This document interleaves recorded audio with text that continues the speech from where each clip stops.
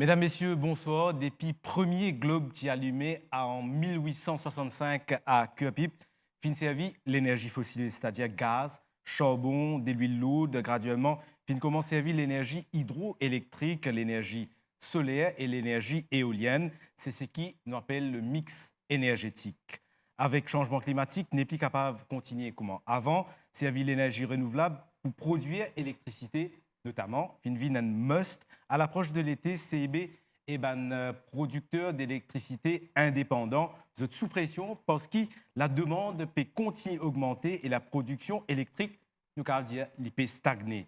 Qui bien faire pour que Maurice retrouve à l'abri d'un blackout, de une coupure d'électricité, ce qu'on appelle délestage, qui est un type d'énergie renouvelable, plus adapté pour Maurice et côte inarrivée dans une politique d'énergie renouvelable. C'est ce qui nous peut discuter ce soir avec nos deux invités sur ce plateau, le professeur Khalil Elahi, président conseil d'administration Marena. Marena, c'est Mauritius Renewable Energy Agency, et Sunil Dorkassing, consultant en développement durable. Messieurs, bonsoir. Bonsoir, Kevin. Alors, Khalil Elahi, nommé à la tête de Marena depuis le mois de mars, professeur en management aussi, de Energy Management à l'université. Alors, ministre de l'Énergie, fin dire qui Maurice, pas pour réussir atteindre 60% d'énergie renouvelable en 2030 et fin repousse l'échéance à 2035. Patrick Assiavaden dit qu'en 2024, dans mix énergétique, il existe 18,2% qui est considéré comme énergie renouvelable. Il y a un plan stratégique qui peut élaborer que de ce qui est arrivé avec ce plan. Merci. La première des choses, quand on rentre à Marena, c'est une gaieté. Est-ce qu'il y a un cadre? Parce qu'il nous a un projet, nous avons une idée, mais comment pour encadrer, faciliter, un framework, comment nous dire, qui côté financier prend en considération l'environnement, capacité building, formation. Comment souvent on a un blocage au niveau institution. Vous avez dans l'ensemble, sur l'aspect économique, environnemental, social, institutionnel. Et c'est pourquoi nous avons un plan stratégique. Nous avons ce cadre-là. Dernier plan stratégique, l'ITI 2018-2022. Et donc, depuis 2022-2023, pratiquement, nous avons un plan stratégique. Mais par contre, nous tenons une roadmap, une feuille de route, ça veut dire que nous avons un projet qui peut venir. Mais sans un cadre qui facilite, permet l'implémentation, mais un projet, souvent, pour bien de raisons, il reste au papier. Est-ce que c'est prêt là, il est prêt, il est terminé, il est finalisé, il prend les temps. Parce que la première chose qu'il nous fait, les temps nous arrive à la Marina, une nouvelle équipe, nous trouvons qui besoin d'une certaine priorité. Nous consulter tous les stakeholders, privés, publics, il y a plusieurs ateliers à faire, mais surtout beaucoup de travail à faire. Et donc, les prêts et les soumettent au ministère. Et là, maintenant, la prochaine étape, c'est à partir de ce plan-là, pour développer sa nouvelle feuille de route, roadmap, qui maintenant, comment on peut dire, les poils 2035. Et aussi pour intégrer l'île, ça qui est important, avec, par exemple, la demande. On mentionne la demande. La demande, quand on dit à 60% 2035, 60% de quoi? Et par rapport à la demande. Voilà. Si nous pas contrôle demande, billet 60%. Et donc, il y a le de pair. Et quand nous disons contrôle, GA maîtrise la demande, ça veut dire que nous bloque développement. Au contraire, nous fait de façon intelligente et efficace. Donc, c'est ça qui est priorité en ce moment. Sunil Dorkassing, un ancien global strategist de Greenpeace, ancien conseiller gouvernemental et un consultant en développement durable, passer de l'énergie fossile à de l'énergie renouvelable, il y a un grand défi pour un petit pays. Comment, Maurice, comment arriver à augmenter l'énergie propre dans le mix énergétique tout en tenant en compte le coût que l'énergie renouvelable coûte? D'abord, laisse-moi dire que je welcome ça l'idée d'un plan stratégique, qui est très important, parce que sans un plan de travail, ou pas pour réussir cette feuille de route et ou pas pour réussir. Pour faire cette transition énergétique, pour moi, elle est située à plusieurs niveaux. D'abord, il y a une volonté politique, très importante, c'est que nous, dirigeants politiques, bien conscient que la transition énergétique aujourd'hui, ce n'est pas une affaire qui est négociable. Il est bien faire. Pour plusieurs raisons. Le coût, qui ça peut coûter nous aujourd'hui. Deuxièmement, nous pouvons faire face au changement climatique. Et troisièmement, c'est qu'il est important pour que nous décentralisions et nous démocratisons l'accès à la production de l'énergie à l'île Maurice. Ça, c'est un niveau. Le deuxième niveau, il est un peu structurel. Est-ce que les structures qui nous donnent à Maurice, la CEB, avec ce grid centralisé, est-ce que c'est une structure qui permet nous basculer beaucoup plus de l'énergie renouvelable sur le système? À maintes reprises, quand nous nous causons, nous mettons en place nos réseaux, nos réseaux saturés. Donc, bizarre regrette la structure de nos grid systèmes. Aujourd'hui, la tendance, c'est qu'il nous fait un grid décentralisé, qui est interconnecté. Et puis, troisièmement, c'est nous mettre une politique en place qui manière nous mettre sa plan stratégique là en action, qui sont dans différentes étapes, qui sont là, ce rôle, qui rôle la banque, qui rôle l'institution financière et tout, voilà. Tout du monde, oui. En fait, tout ministère, par exemple, tout le département, le CEB et aussi la population qui vous a joué le jeu. Nous faisons une comparaison. Avant, c'est dans le projet Maurice Durable. Je pense que Sunil Liemti est impliqué là-dedans. Donc, bizarre, ça l'approche, c'est une holistique, systémique, mais intégrée. Parce que l'énergie, ce n'est pas juste, comment nous dire, une molécule, électron ou soit la lumière. L'énergie, ça va de l'aspect économique, ça va de l'aspect environnemental. Il concerne du monde, il concerne même, et nous vous causons là aussi, parce qu'il est important, l'heure qui nous peut causer, nous l'heure de pointe, comment chaque du monde a contribué par ce comportement, cette attitude, ce behavior, comment nous dire, pour éviter qu'il n'y ait pas d'excès dans la consommation, pas de gaspillage, par exemple, voilà, et nous plus efficace surtout. Bien sûr, on peut faire référence à ce qui est passé le 15 octobre dernier, quand CEB déclenche l'alerte rouge, qui manque 58 MW d'électricité au réseau, et la cause notamment un IPP, c'est-à-dire un producteur d'électricité indépendant, qui en panne, et aussi un autre moteur qui tient en panne à Fort George. Avec l'été, le craze des climatiseurs, la consommation électrique nous permet qui pour continuer à augmenter sur le casting, qui vous a fait immédiatement là pour nous éviter une coupure de courant. D'abord, immédiatement, c'est que nous avons un petit coup. Est-ce qu'il y a une clause de pénalité dans ce Power Purchase Agreement qu'il fait alors? Parce que si on signe un Power Purchase Agreement, un IPP, on signe ça, et il n'y a pas qu'à délivrer sa quantité d'énergie qu'il a besoin de nous là. D'abord, est-ce qu'il y a une clause dedans qui pénalise? Si pénalise, il a besoin d'agir.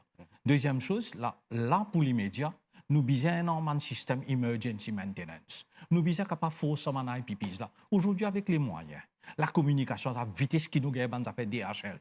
Aujourd'hui, une panne pas capable de durer pendant un mois.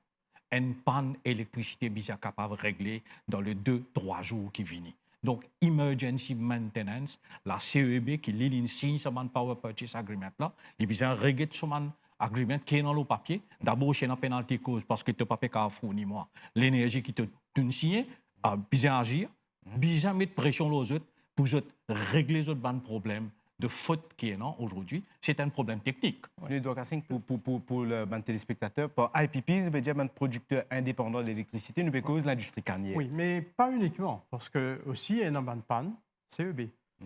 Parce que ce moteur, et moi, dans la faculté d'engineering, au niveau mécanique, c'est mon domaine, une fois, il paraît combien le taux, après 25-35 ans, une fois, route pièce car une façon de parler. Ou capable de parler, il roulait pendant un mois, des mois, ensuite, au gain de problème. Donc, je pense que c'est un facteur fondamental. Le ministre Assia Vaden, dans une conférence de presse, il a dit la maintenance était catastrophique au niveau même des autorités et de certains IPP. Oui, mais il y a une limite par rapport à la maintenance quand on a un moteur, une turbine, surtout un moteur qui est âgé et aussi derated, c'est-à-dire au lieu de, par exemple, de 10 MW, je ne connais pas pourquoi on travaille sur 7-6 MW, mais comme étant qu'à risser, tirer, comment nous dire. Donc, une bonne chose qui est essentielle aussi, et pourquoi nous beaucoup là, c'est investir. Investir dans un moteur, une machine qui est plus efficace, et ça qui est aussi bien fait avec une énergie qui n'est pas fossile, si possible, mais aussi les renouvelables.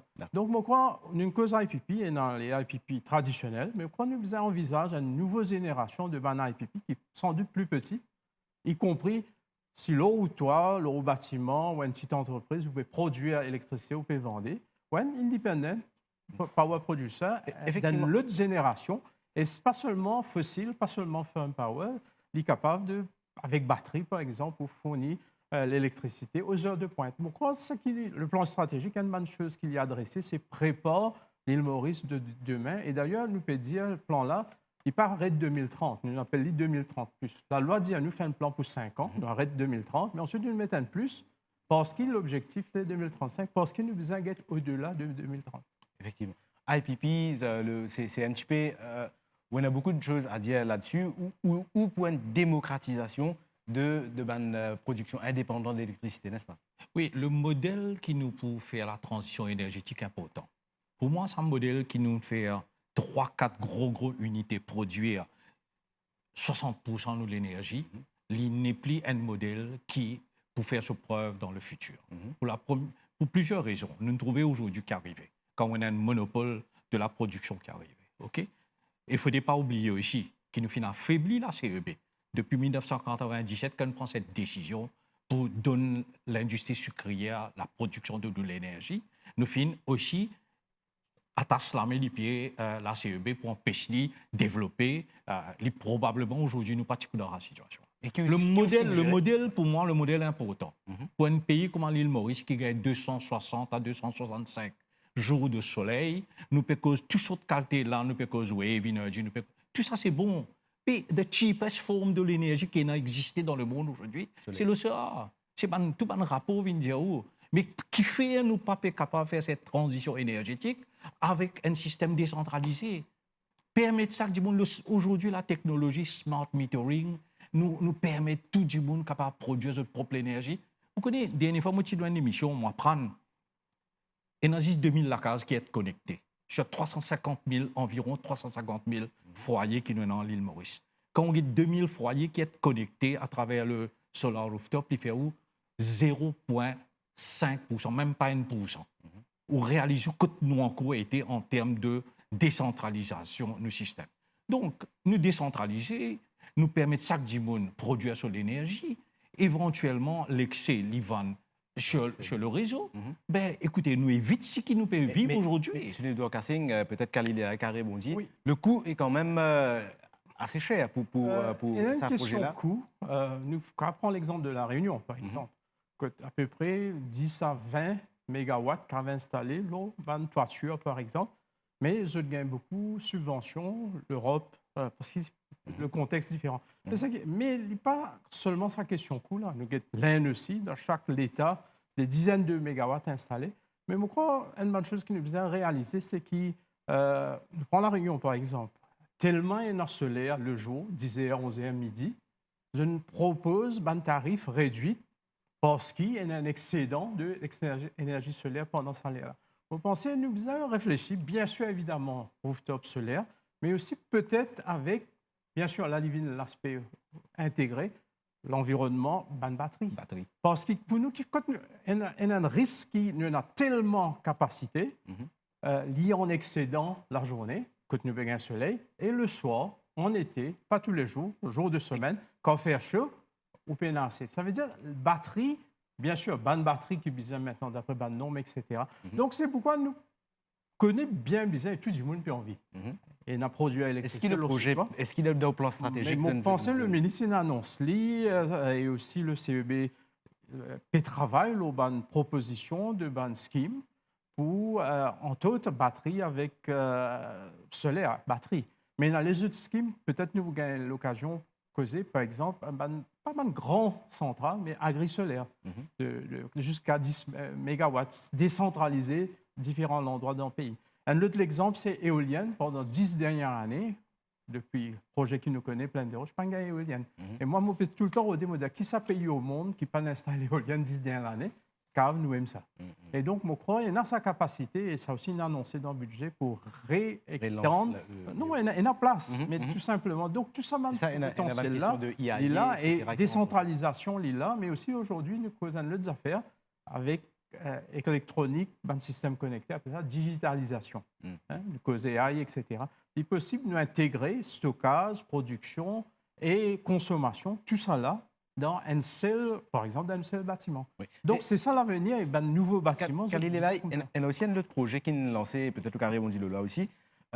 Tamarine Falls, c'est un projet avec un partenariat avec une compagnie indienne qui peut produire l'énergie, une centrale solaire flottante à Tamarine Falls au coût de 2,2 milliards. il peut produire environ 20 MW d'électricité et il peut vendre ça avec CEB. Est-ce que c'est un modèle à adopter, celui-là? Si mon cas, Ouais, rapidement, concernant ça, c'est beaucoup une bonne chose. Le dernier prix Nobel d'économie disait innovation extra important. Et dans le modèle photovoltaïque, rooftop, etc. Mais ça, c'est intéressant, le PCAV, il y a une surface de l'eau, Tamarine Falls, donc ça réservoir-là.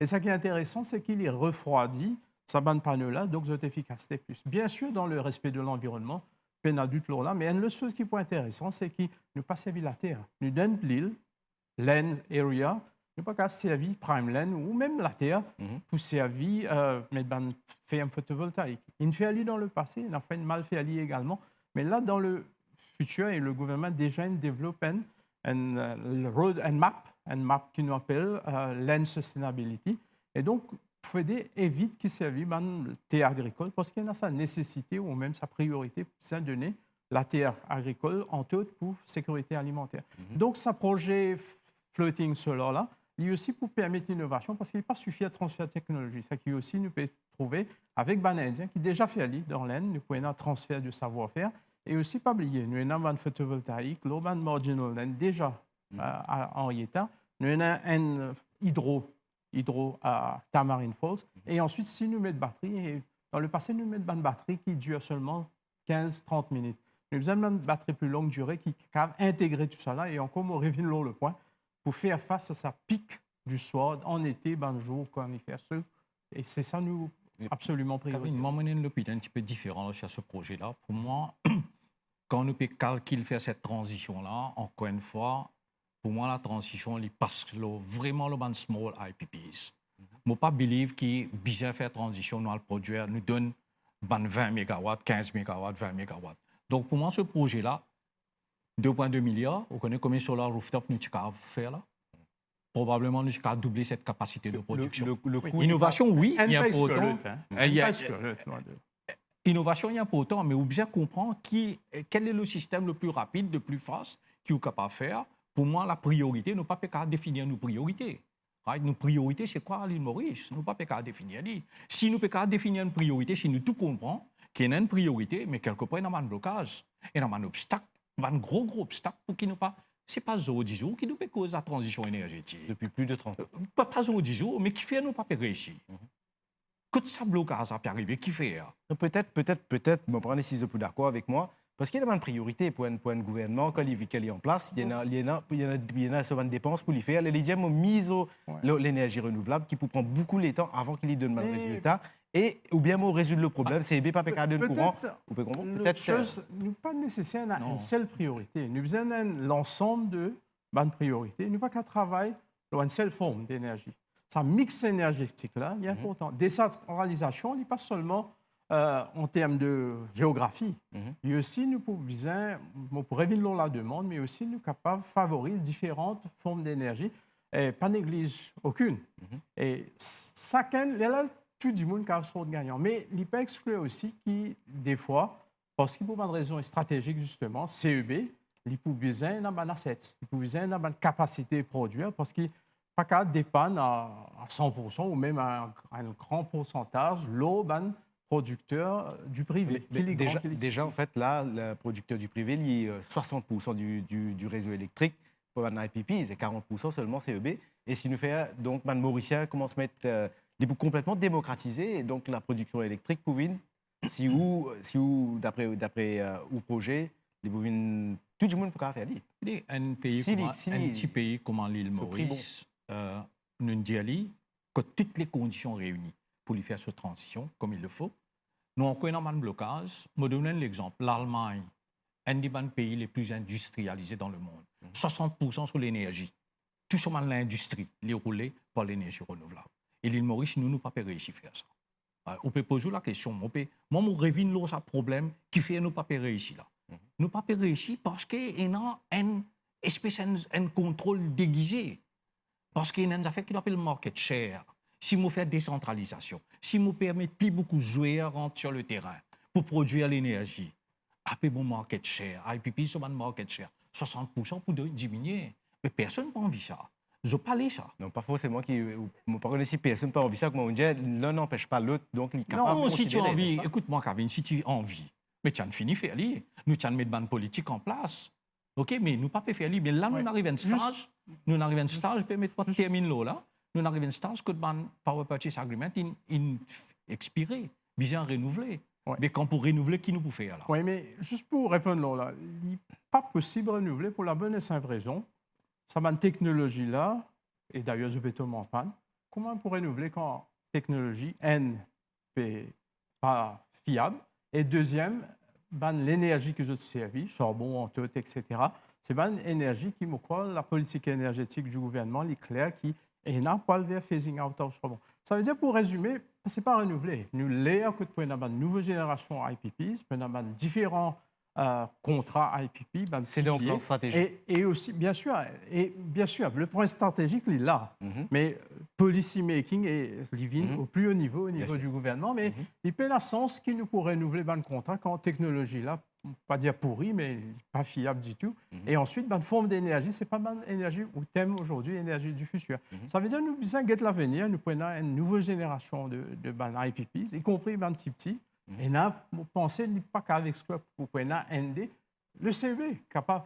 Pour le projet Tamarine Falls, c'est aussi un projet G2G. Sa dimension-là n'est pas secteur privé, whatever. Et ce qui nous a été aussi, c'est une perspective pour revient au niveau gestion de la demande. Parce que ça, pour répondre à ce que M. Dorcassin peut dire, si nous mettons tout au niveau, tout, seulement là, gestion de la demande, nous pouvons assurer qu'il y ait une production qui fait this, par exemple, for the sake pour produire. Nous besoin produire pour répondre à la demande et nous besoin d'une demande qui sobre.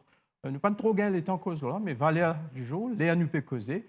Bon, moi j'espère nous encore aller verte, mais dans quelques semaines, nous pouvons avec les climatiseurs. Et moi, nous avons l'occasion, là, bien expliquer du monde comment chacun est capable d'agir. La MBC, nous pouvons bien sûr prendre les autres forums, les autres plateaux, nous avec un plateau plus élargi. Et une campagne d'ailleurs du CEB qui peut faire à la télévision. Messieurs, nous pouvons approcher vers la fin de l'émission. Moi, j'ai envie, nous cause les énergies du futur. Maurice, nous avons 2,3 millions de kilomètres carrés de zones économiques exclusives, l'énergie de la mer, etc.